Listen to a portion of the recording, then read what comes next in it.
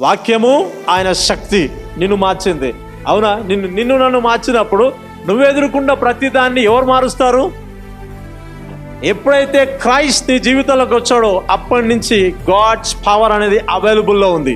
Problem ఏంటిదంటే నువ్వు ఆడుకోవట్లే. Problem ఏంటంటే నువ్వు అడగట్లే.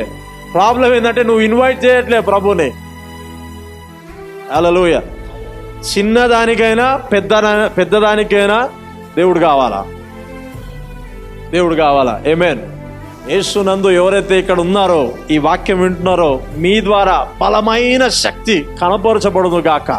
నీ చుట్టూ ఉన్న అన్ని రాతిగుండలే, నీ చుట్టూ ఉన్నాయన్ని నిన్ను హింసించే వాళ్ళే, నిందించే వాళ్ళే, వ్యతిరేకించే వాళ్ళే, వారికి సమాధానం ఇవ్వాలంటే power of God, only power of God, only power of God. దేవుని శక్తి లేకపోతే అస్సలు ఏం చేయలేడు, ఎవరేం చేయలేరు. గాస్పల్ ప్రకటించాలంటే విత్ పవర్ జోడించాల. Power of God. అవునా? నీ జీవితంలో కుటుంబంలో కూడా మాటలు తక్కువ ఉండాలా, క్రియలు ఎక్కువ ఉండాలా, పనులు ఎక్కువ ఉండాలా. అందుకే బైబిల్ ఏముంటుందంటే విశ్వాసం